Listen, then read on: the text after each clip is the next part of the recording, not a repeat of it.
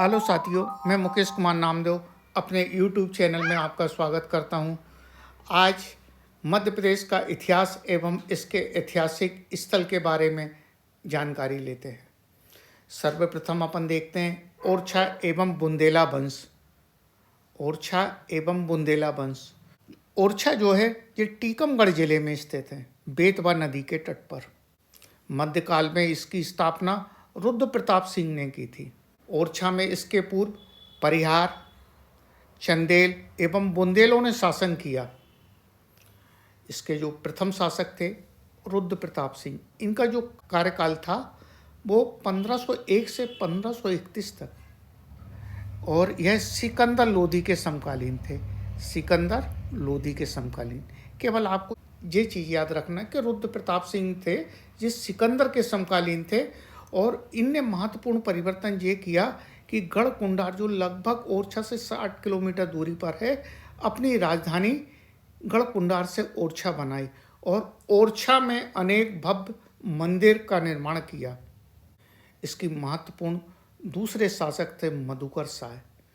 मधुकर शाह जो अकबर के समकालीन थे, और इनका जो शासनकाल है 1554 से 1592।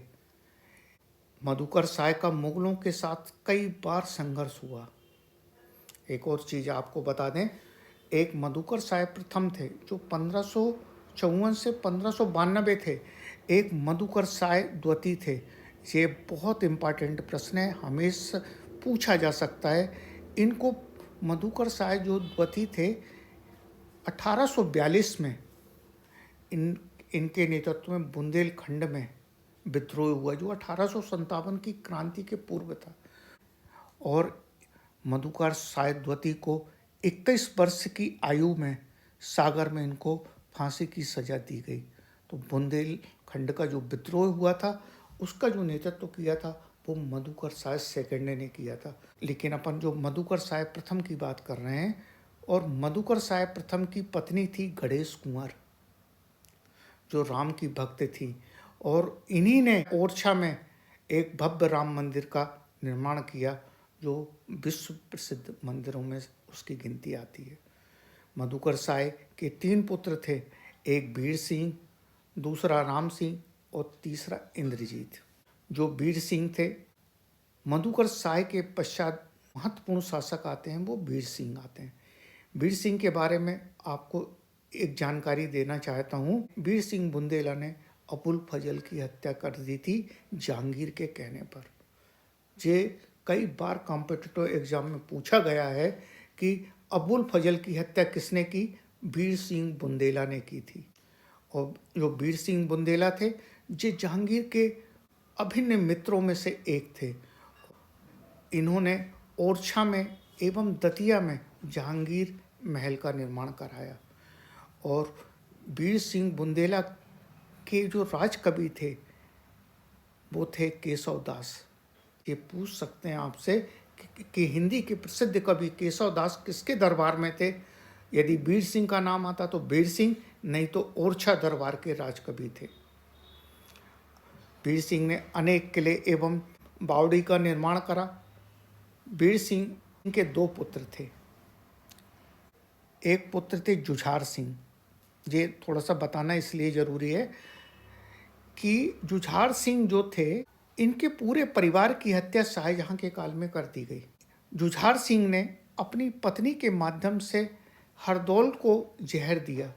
हरदौल जो एक महत्वपूर्ण ओरछा में या पूरा बुंदेलखंड महाकौशल एरिया में हरदौल को एक देवता के रूप में प्रतिस्थापित कर दिया गया। इसकी कहानी आप देखें, पढ़ सकते हैं। इसके बाद आते हैं राजा छत्रसाल। राजा छत्रसाल शाहजहां के बुंदेलखंड जो बुंदेला राजवंश था उसको छिन्न भिन्न कर दिया था। उसके कुछ समय के पश्चात राजा छत्रसाल का उदय होता है। महत्वपूर्ण इनका शासनकाल आपको याद रखना है 1649 से 1731। मतलब ये औरंगजेब के समकालीन थे। अब देखिए, औरंगजेब और शिवाजी के समकालीन थे। इस शिवाजी की सेना में भी इन्होंने काफ़ी समय, लंबे समय तक काम किया। और शिवाजी के द्वारा जो हिंद स्वराज्य की स्थापना थी उसको स्थापित करने का भी प्रयास किया और काफ़ी हद तक सफल भी हुए हैं। जो राजा छत्रसाल थे, इनकी प्रारंभिक राजधानी धोबेला थी और फिर धोबेला के पश्चात इनने अपनी राजधानी पन्ना बनाई। पहली राजधानी धोबेला, और इनके जो राजनीतिक और धार्मिक गुरु थे वो गुरु प्राणनाथ थे और प्राणनाथ का भव्य मंदिर पन्ना में स्थापित है और इनकी जो समाधि स्थल है वो धोबेला में स्थापित है। औरंगजेब का राजा छत्रसाल के साथ कई बार संघर्ष हुआ और इनकी जो दत्तक पुत्री थी वो मस्तानी बाई थी और जिसका विवाह पेशवा बाजीराव प्रथम से हुआ। अब अपन देखते हैं ओरछा या बुंदेला राज्य था, इनके प्रमुख ऐतिहासिक स्थल। ओरछा में सर्वप्रथम आता है राजा राम का मंदिर, दूसरा चतुर्भुज मंदिर, लक्ष्मी नारायण मंदिर, जहांगीर महल, राय प्रवीण महल। राय प्रवीण जो इंद्रजीत की प्रेमिका थी, नेत्रांगना थी और जो अकबर के दरबार में भी गई थी। एक राय प्रवीण, दूसरा रानी रूपमती और तीसरा आता वीरांगना रानी दुर्गावती। ये तीनों अकबर के समकालीन थी। ये आप ध्यान रखिए, राय प्रवीण। तो राय प्रवीण का महल बना, शीश महल बनाया गया और बुंदेला राजवंशों की जो समाधि स्थल है जिनको छत्रियाँ बोलते हैं, लगभग ओरछा में 14 से 15 छत्रियाँ हैं जो स्थापित हैं। ओरछा के पश्चात दूसरा प्रमुख बुंदेला का ऐतिहासिक स्थल है वो आता है गढ़कुंडार। गढ़कुंडार जो है वृंदावन लाल वर्मा का प्रथम उपन्यास है, ये आप याद रखिए। गढ़कुंडार में परमार, खंगार, चंदेल एवं बुंदेलों ने शासन किया और जो गढ़कुंडार किले की स्थापना है, गढ़कुंडार में जो किला था या उसको राजधानी बनाया वो खेत सिंह खंगार ने बनाया। गढ़कुंडार अपनी एक विशिष्ट आकृति के लिए प्रसिद्ध है। ये लगभग 14 किलोमीटर से ये किला स्पष्ट दिखाई देता है और जब इसके नज़दीक जाते हैं ये किला लुप्त हो जाता है।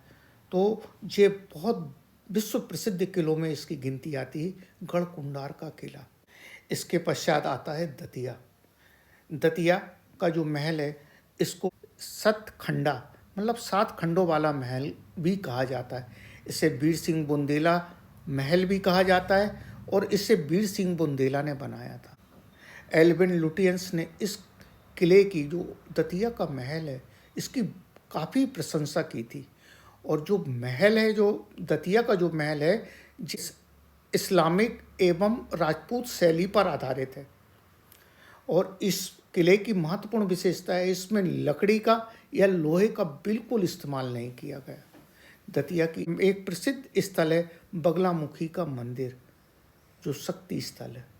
दतिया जिले के उन्नाव में एक प्रसिद्ध मंदिर है सूर्य मंदिर। दतिया के पश्चात आता है धोबेला।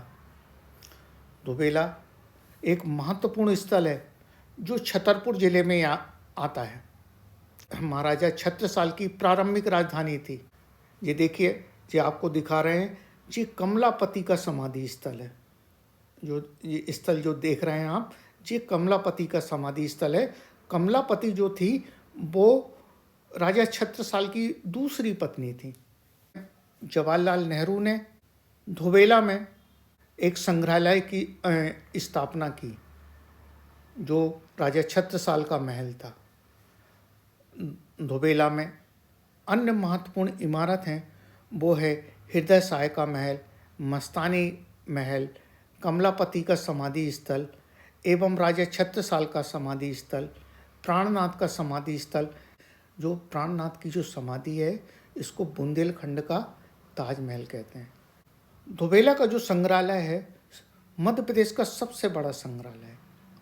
इसके पहले हम बता चुके हैं कि मध्य प्रदेश का प्रथम संग्रहालय 1902 में धार में स्थापित किया गया था।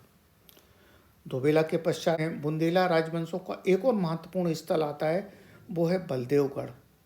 इसके बारे में केवल इतना याद रखिए, बलदेवगढ़ टीकमगढ़ जिले में आता है और यहाँ पे एक दो विशिष्ट प्रकार की तोपें रखी गई हैं, इसके लिए ये बलदेवगढ़ का किला प्रसिद्ध है।